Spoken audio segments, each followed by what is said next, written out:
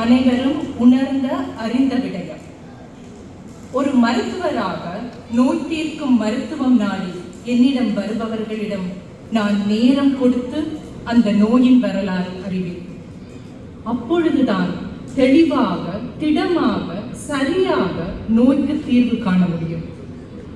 வரலாற்றை நோயாளி மறந்தாலோ, மறைத்தாலோ, மாற்றினாலோ மருத்துவம் தோற்றுப்போம். அப்பாவின் இந்த தன் வரலாறு எத்தனையோ மண் வரலாறு சார்ந்த நிகழ்வுகளை சுமந்து வந்துள்ளது. மறைக்கப்பட்ட பல இன அழிப்புகளை அதை வீறு கொண்டு எதிர்த்து துப்பாக்கி மட்டுமல்ல, பேனா, குரல், அரிதாரம் சுமந்தும் களமாடிய விடுதலை போராட்டங்களை, போராளிகளை சுமந்து வந்துள்ளது.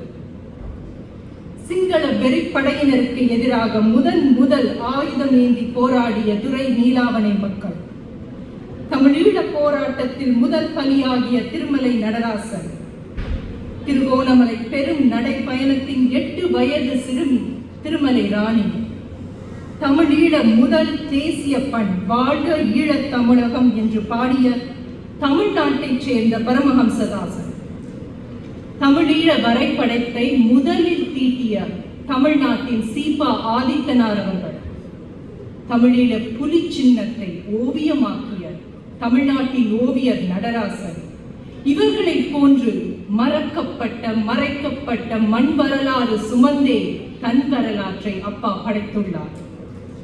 வரலாறு மறக்கப்படவோ, மறைக்கப்படவோ, மாற்றப்படவோ கூடாது. அப்பாவுக்கு தன் தமிழின், தாய் மண்ணின், தமிழ் இனத்தின் மீது உயிர் காதல். அதனால் அப்பா தன் இனக்காப்பாளர் அனைவரையும் உள்ளம் நிறைந்து போராளியாகவும் தலைவராகவுமே பார்த்துள்ளார், கொண்டாடியுள்ளார்.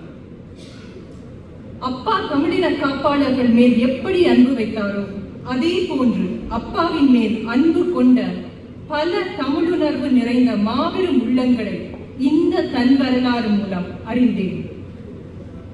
விடியற்காலை 3 மணி வரை தனக்காய் காத்திருந்த அப்பாவின் வேண்டுதலுக்கு செவி கொடுத்து 2 லட்சம் மக்களை திரட்டி சென்னை கடற்கரையில் பெரும் கவன ஈர்ப்பு கூட்டம் நடத்தினார் அப்பாவின் மேல் நிறைந்த அன்பு கொண்ட அறிஞர் அண்ணா அவர்கள்.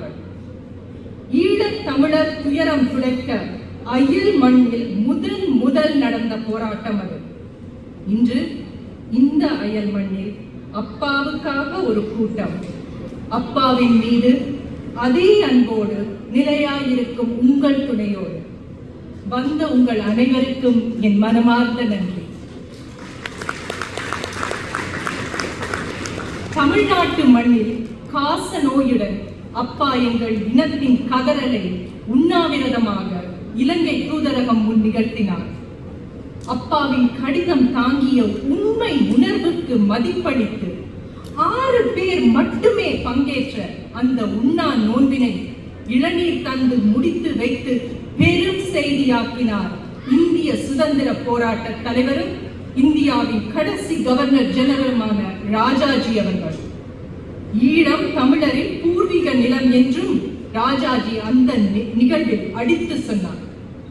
அதே போன்று இன்று இந்த நிகழ்வுக்கு வந்திருக்கும் அப்பாவின் தூய்மை நோக்கும் உணர்வு நிறைந்த தமிழும் அறிந்த அரசியல் நிபுணர்களுக்கும் திறனாய்வாளர்களுக்கும் அப்பாவின் சார்பில் நன்றி.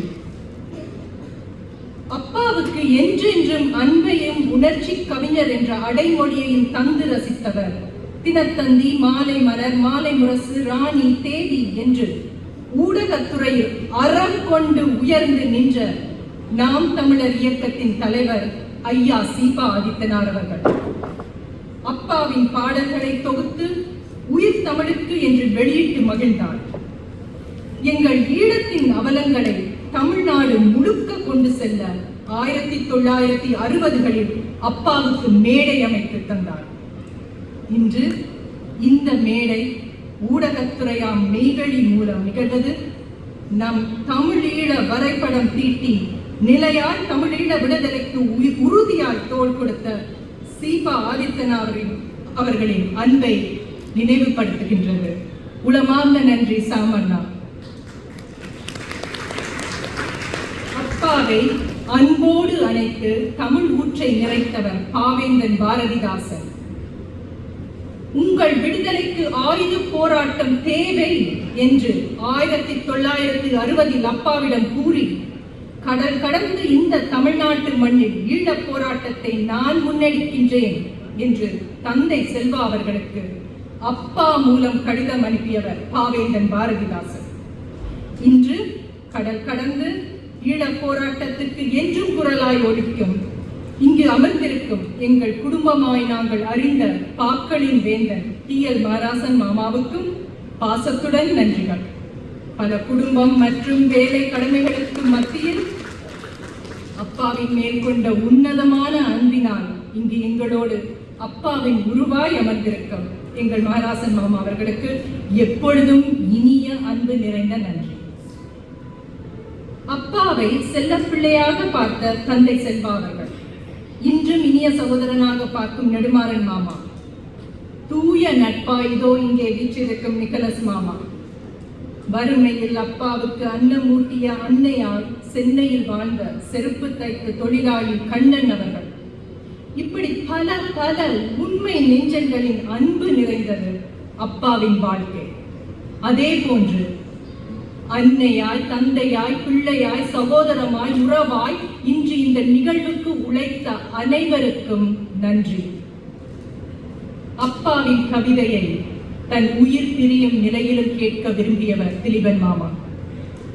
அப்பாவின் ஊற்றாய் உயிரை துச்சமாய் எண்ணி தன் இனத்தை காக்க விதையாக்கியவர் என் சித்தப்பா சிவஜெயம். எங்கள் விடுதலை காற்றில் இன்றும் எங்கள் மாவீரர்கள், அவர்களையே சுவாசமாய் ஆக்கிக் கொண்டவர் அப்பா. தமிழுக்கு மட்டுமே தலைவணங்கும் அப்பா தலை நிமிர்ந்து அண்ணாந்து பார்த்து வியப்பது எங்கள் வீர தலைவனையும் அவன் படைத்த அறம் கொண்ட புலி வீரத்தையும் தான்.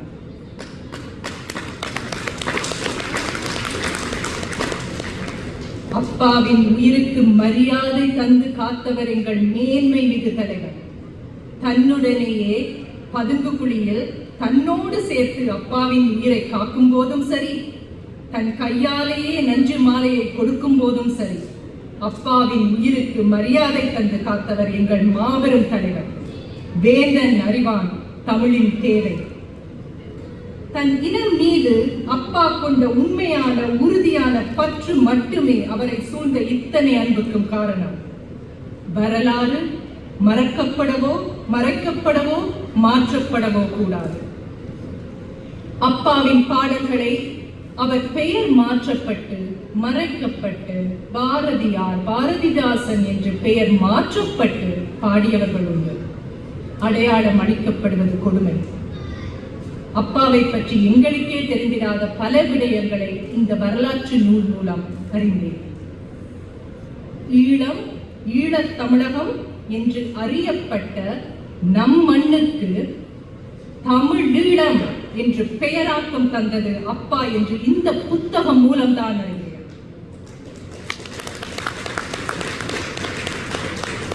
தமிழீழம், தமிழர் தாகம் என்ற அப்பாவின் சொற்கள் இன்று தமிழினத்தின் உரிமை குரலாய் தமிழர் தாகம், தமிழீழ தாயகம் என்று 8 திக்கும் அதிர்கின்றது.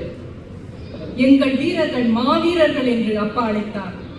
அவர்கள் புதைக்கப்படுவதில்லை, விதைக்கப்படுகின்றார்கள் என்று அப்பா சொற்களால் விதைத்த விடுதலை உணர்வு எத்தனை அடக்கு முறையை உடைத்து எங்கள் இனத்தை காத்து நிற்கின்றது. உண்மை உணர்வும் உறுதியும் நிறைந்த அப்பாவின் இந்த சொற்கள் காலம் கடந்தும் என்றும் நிலையால் எங்கள் இனத்தை நிமிர்ந்து நிற்க வைக்கும் என்பதை திடமாக சொல்வேன். அப்பா எப்பொழுதும் சொல்வார், முள்ளிவாய்க்கால் முடிவல்ல.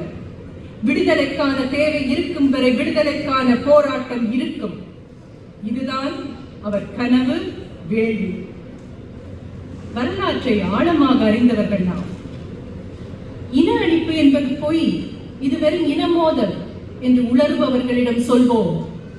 1952 நாட்டின் கொடியில் ஒரு இனத்தை சிறுபான்மை இனமாக பதித்து நிறுவிய பொழுதே அந்த இனத்தை அழித்து சிறுபான்மை இனமாகவே வைத்துக் கொள்ள உறுதி எடுத்துக் கொண்டது அந்த அரசு என்பது பச்சை உண்மை. ஒரு நாட்டின் கொடி மாறுவதில்லை, அதன் உட்பொருளும் மாறுவதில்லை. வரலாறு மறைக்கப்படவோ மறக்கப்படவோ மாற்றப்படவோ கூடாது. நாம் அடிக்கப்பட்டது உண்மை, நாம் அடிக்கப்படுவது உண்மை, நமக்காக போராடியவர்கள் உண்மை, அந்த போராட்டத்தால் உறுதிமிக்க இனமாக நாம் நிற்பது உண்மை. அப்பாவுக்கு இன்று ஒரே கவலைதான், நாம் சிதறிவிட்டது. தடுமாற்றத்துடன் தொடர்வதல்ல போராட்டம். சனம் என்ன சொல்லும் என்று மனம் குழம்பிய சிலர். எங்கள் போராட்டம் சனத்துக்கானதல்ல. சனம் என்பது இன்று. எங்கள் போராட்டம் இனத்துக்கானது. இனம் என்பது என்றும். விழவிழ எழுவோம், விழவிழ எழுவோம், ஒன்று விட நாங்கள் 9 எழுவோம் என்று அப்பா அன்றே எழுதினார். ஆனால் இப்பொழுது யோசித்து பார்க்கின்றேன், மாற்றி விளங்கிக் கொண்டதோ சனம்? இன்னும் கொஞ்சம் தெளிவாய் அப்பா எழுதியிருக்க வேண்டுமோ? விழவிழ எழுவோம், விழவிழ எழுவோம், ஒன்று விட நாங்கள் 9 ஒன்றாய் எழுவோம். ஒற்றுமை அவசியம்.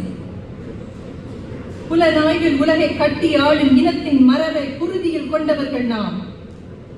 உளநல மருத்துவராக காயங்களும் வடுக்களும் சிந்தையை சிதறடிக்கும் என்ற உண்மையை அறிவேன். ஆனால் காலத்தின் தேவை இனத்தின் தெளிவும் ஒற்றுமையும்.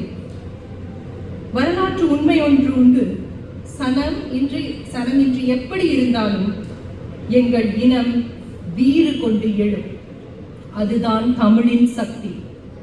வரலாறு கண்ட உண்மை. நூற்றாண்டுகள் கடந்தும் பல்லாயிரம் அழிவுகள் பார்த்தும் இன்றும் நிலைத்திருக்கும் ஒரே இனம் நம் தமிழினம்.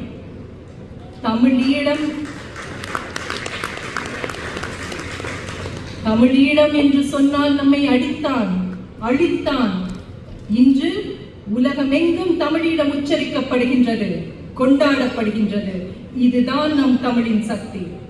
இன்று சனம் எப்படி இருந்தாலும் இனம் வாழ சனத்தை தமிழ் மாற்றும், ஒன்றாக்கும் நம்பிக்கை உண்டு. உங்களைப் போல் அப்பாவின் நம்பிக்கை மேய்க்கும், எங்கள் மாவீரர்களின் நம்பிக்கை மேய்க்கும், எங்கள் தமிழீழம் பிறக்கும், நாட்டின் அடிமை விலங்கு தெரிக்கும்.